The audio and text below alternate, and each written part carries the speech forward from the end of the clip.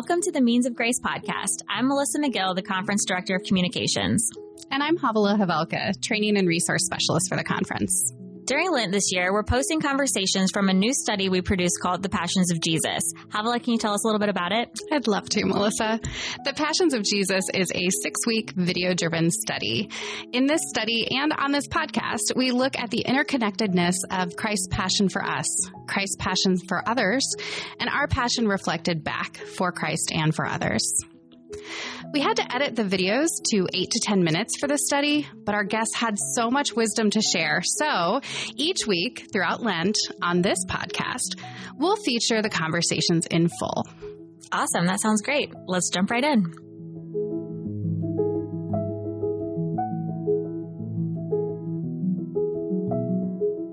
This is week 5, Jesus' passion for others. Joining the Reverend Gloria Hughes in this conversation are the Reverend Susan Heafner-Heun and Joel Simpson.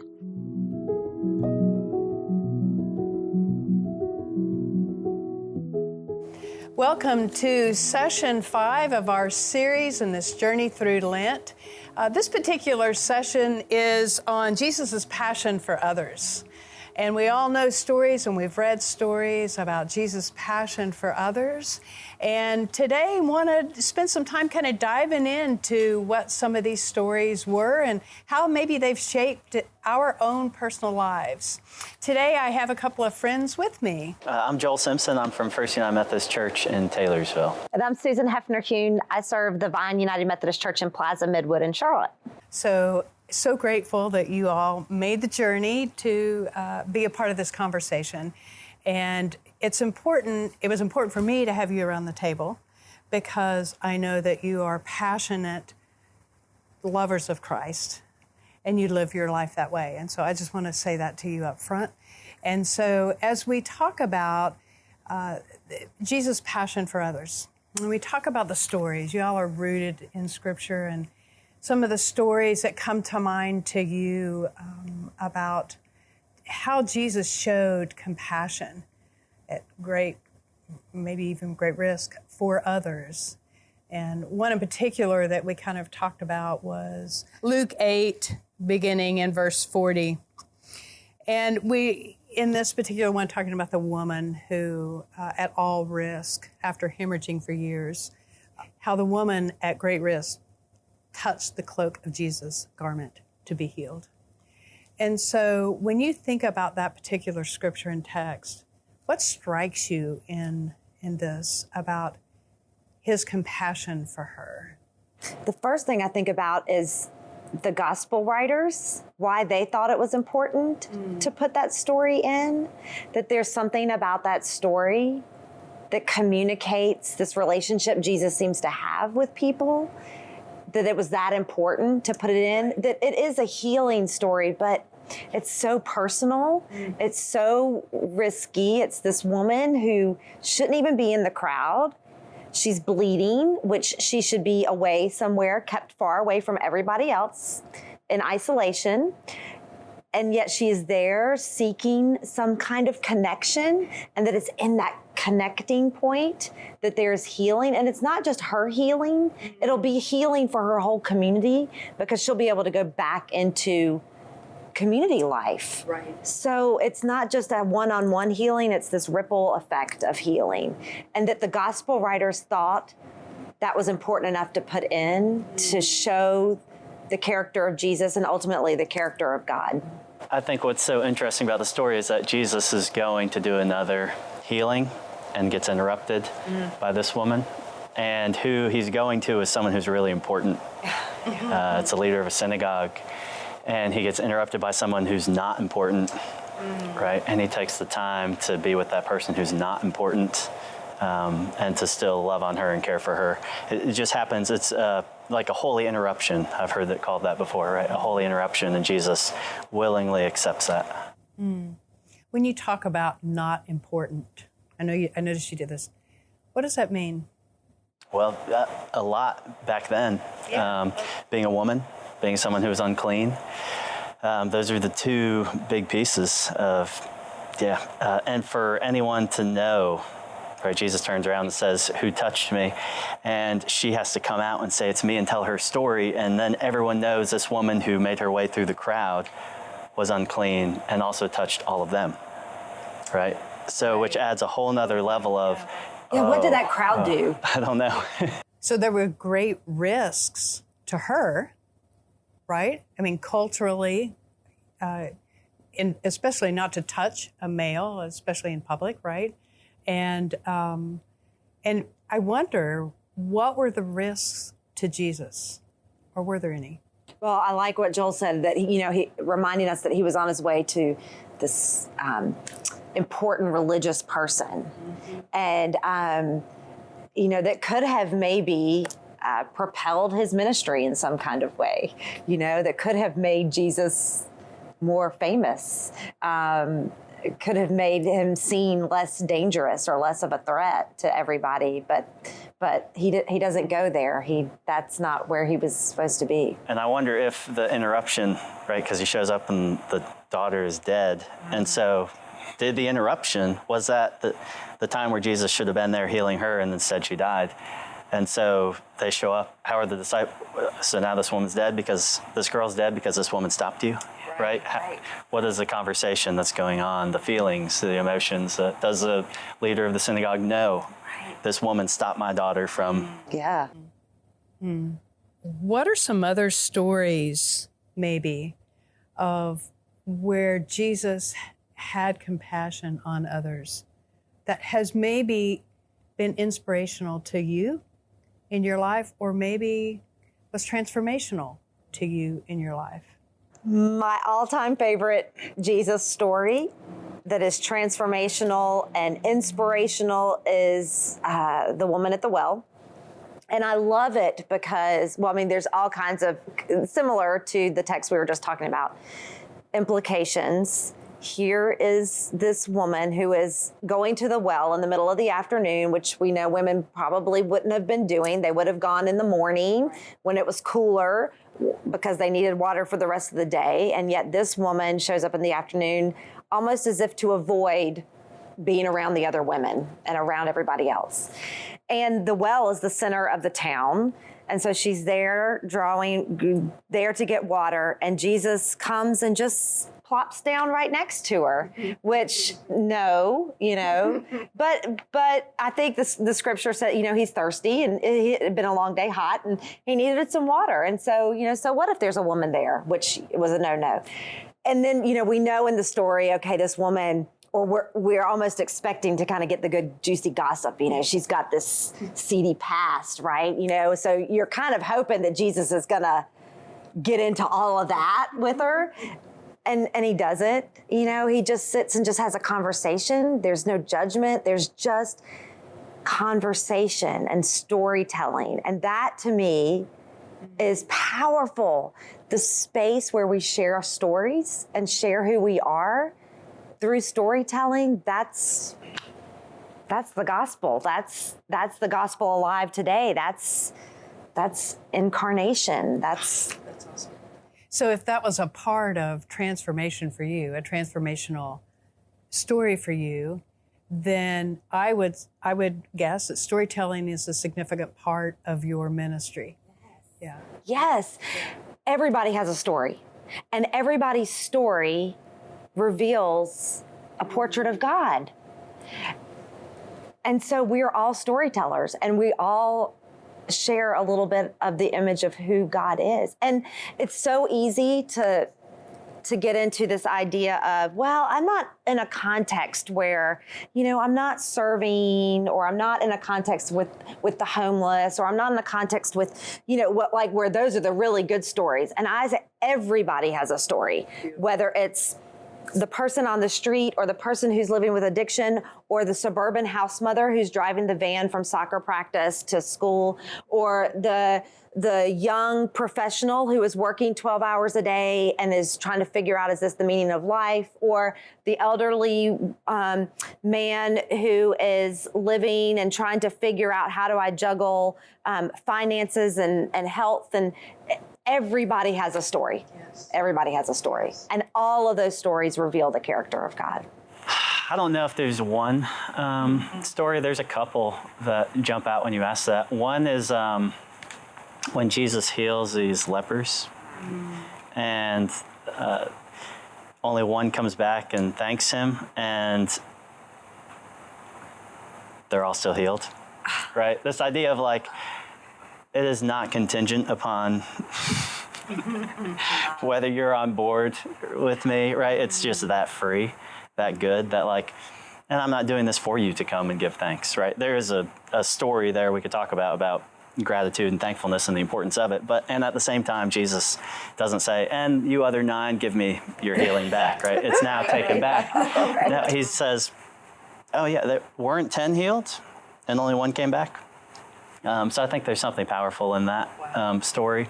I also think, I think a classic one that so many people love is the adulterous woman who was going to be stoned, right? And just this, which one of you can cast the first stone, right? And this idea that they were having a huge celebration there in Jerusalem, the Festival of Booths. And so at that festival, the custom is you drink wine, you have a blast, you sleep in tents, and you end up sometimes in other people's tents.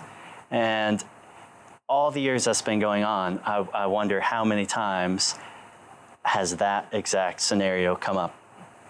And there Jesus is saying, hey, which one of you is sinless?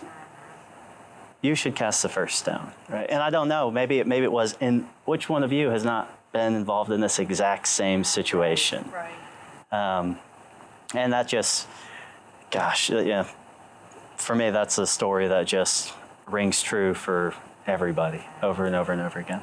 Or how has it inspired, or does it continue to inspire you in ministry? For me, a lot of it even goes back to the story we mentioned in Luke, that so much of what Jesus does is he encounters people, and when there's something there, he's there, right? He's present in that moment. Something's always happening when he's going somewhere or when he's coming back from somewhere, or it's like he just stumbles upon it and he acts on that in that moment. Too often, I think we think Jesus had everything planned out, all these little, like, well, I'm going to do this, and I'm going to do this, I'm going to see this person, I'm going to heal this person, I'm going to go see. And I think it was more of Jesus was living life and things happened, and he responded in these loving and compassionate ways in each situation as it arose. And so there's no, I'll heal you if you give thanks. No, this is the loving and compassionate thing to do. There's no, it's just, so for me, it's, okay, can I accept these holy interruptions? Can I just be present with life as it happens and not so, well, this is what I'm supposed to be doing. And if I don't get here, then this is going to happen. But look at the blessing that happens when you stay here. And in our Luke story, right, look at the blessing that happens that he heals this woman, and then he's even able to raise up the daughter, right? So it's not a either or, but it's a both and. I think about how the stories of Jesus have influenced my life, and his compassion and response with compassion in times in my life where I didn't feel compassion, but it wasn't because it wasn't coming from Jesus, right? But then those glimpses back into the kingdom and those glimpses back into someone calls you by name, someone stops to pay attention, someone listens to you, and makes you feel like, irregardless of what's happening, I think that's what touches me so much about the stories of Jesus is irregardless of what's going on in their life or who they are or how they're identified. So many of the women were identified as sinful women, right? And so, I mean, irregardless, Jesus' compassion was there for them. And that had to be transformational for them. And that for me, it has been transformational in my life to begin to see how no matter where you are, no matter what you're going through, right, the love of God is greater than any of that. The compassion and love, and it comes through for all of us in different ways, right? I think we think something happens when Jesus is healing people, as if there's some lightning bolt or some big, but we don't really know what is happening in that healing. We know that he is present, he's listening, he's attentive, He's compassionate. So that was what was healing. So when we think, oh, well, that was Jesus, Son of God can heal people, what? It was listening deeply and intently to people. We can do that. Yeah. I'm not saying we're Jesus, but we can do that. But you're called to be the incarnation. That's right. Right. Of Christ. You shared a story with me that happened here. And yeah. Can you share that briefly? So it's so cool. Ironic that we're here. Does everybody know where we are?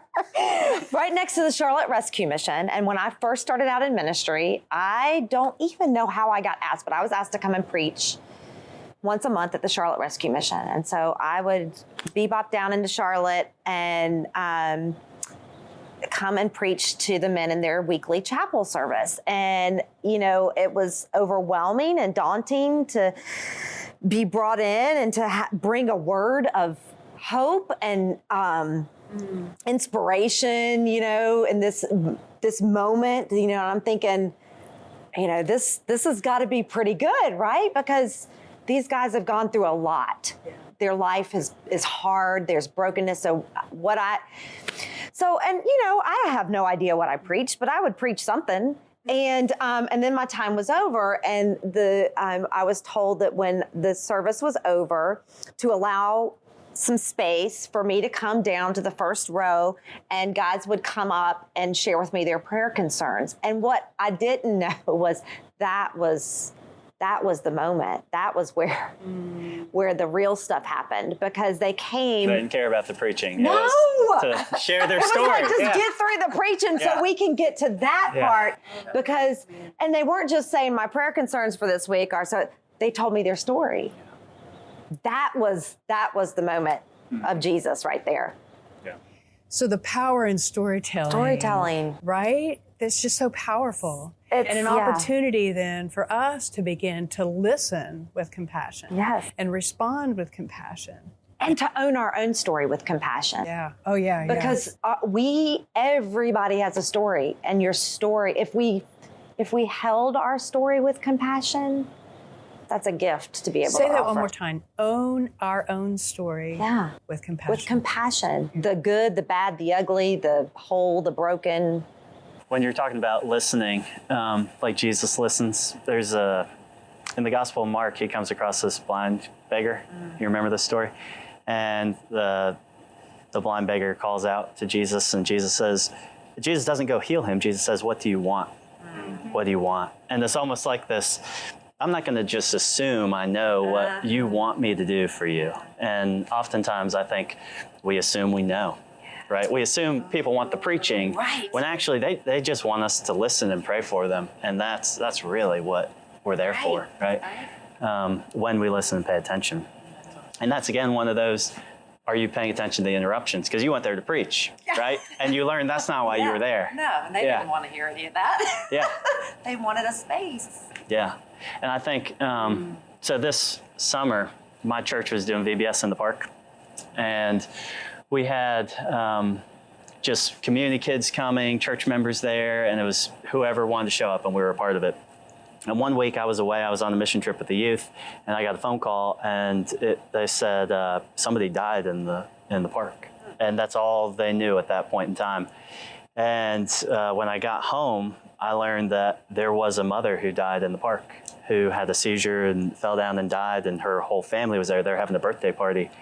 And this kid had lost now both of his parents, and the body had to stay in the park because it had been called, and you had to wait until the proper medical people could get there to remove the body. And so this whole family, these young kids, all these other kids from VBS are there in the park. And I was just so blown away at how my church responded to that, and that they were there. They were the first responders on the scene to care for her and try and resuscitate her. And they were taking the kids and removing them away from the scene and entertaining them in other ways. They even brought them to another church member's house across the street. They were giving hugs. They were passing out water. They responded in that moment exactly as I would hope, right? And because of these stories of Jesus, this is what Jesus would do, right? Is that Jesus Jesus wouldn't continue on doing whatever his plan was, right? Going to heal this daughter when there's a daughter right here who needs to be healed, or caring. So that to me was just a testimony of living out these stories and really embodying them. Susan and Joel, thank you so much for not only just sharing your passion for Jesus, but the way that you so love other people with that love, and have really given your life to helping people understand that. And I will always remember what you have, compassion for our own stories, and be able to share that and listen to that and offer that. So I'm grateful for you all. Thank you. Thank you. And we want to invite you also to think about your stories. Think about ways in which you have experienced, felt, known the love and the passion of Jesus, the compassion of Jesus in and through other people. Share those stories with one another and own them, as Susan said, with compassion.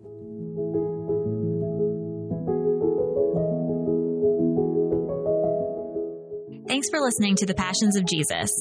You can find the digital content for this full 6-week study on our website for free at www.wnccumc.org/Passions of Jesus.